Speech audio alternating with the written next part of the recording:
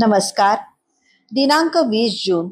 कथेचं शीर्षक आहे डोंगर चढून उकिरडे फुंकण्यास जा. चोळाप्पाच्या घरी महाराजांच्या रूपाने परब्रह्म आले असतानाही त्याचे तीर्थयात्रेस जाणे, पीराला नवस बोलणे असले प्रकार काही कमी होत नव्हते. त्याचे बरोबर बाळाप्पासही तुळजापूरच्या देवीस जाऊन यावे असे वाटले.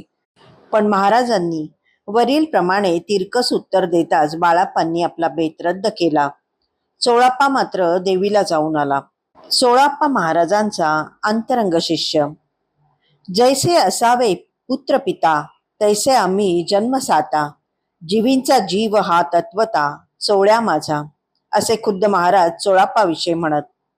अवतार कार्यासाठी अक्कलकोटास आल्यासशी महाराजांनी मुक्काम केला तो चोळाप्पाच्या घरी. एवढा परमभाग्याचा चोळाप्पा होता. तरीही मनुष्य जन्माच्या अटळ नियतीनुसार चोळाप्पाचे वागणे मात्र सामान्याच्या पातळीवरच राहिले. प्रत्यक्ष परमात्मा घरी राहावयास आला असूनही प्रकृतीचा माया मोहवेश चोळाप्पाला जुगारता आला नाही. त्यामुळे कुळधर्म, कुळाचार, पीर भजणे, तीर्थयात्रा करणे या चक्रातून तो मोकळा झालाच नाही.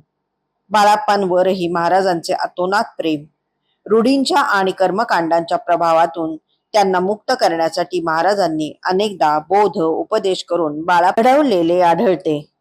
त्यापैकीच एक हा कथा प्रसंग. तुळजापूर भवानी चोळाप्पांची कुलदेवता. कुलधर्म परंपरेनुसार घर मंडळींसह चोळाप्पा देवीला निघाला. तेव्हा बाळाप्पांनीही आपल्याबरोबर चलावे असा त्याचा आग्रह होता. पण महाराजांनी अनुमती दिल्यासच आपण येऊ असे बाळाप्पांनी सांगितले.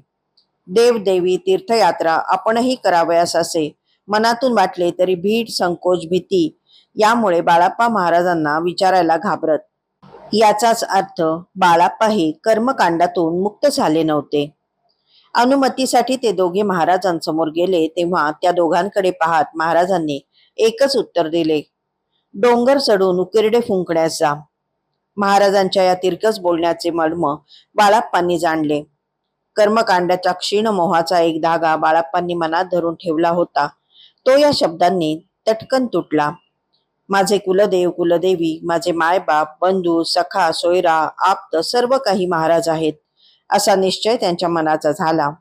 महाराज आपले सर्व सार सर्वस्व असताना साधन प्रयासाचे डोंगर चढून रूढी परंपरेचे आणि कर्मकांडाचे उकिरडे फुंकणे हा गाढवपणाच होय असा निर्धार होऊन त्यांनी आपला बेत रद्द केला.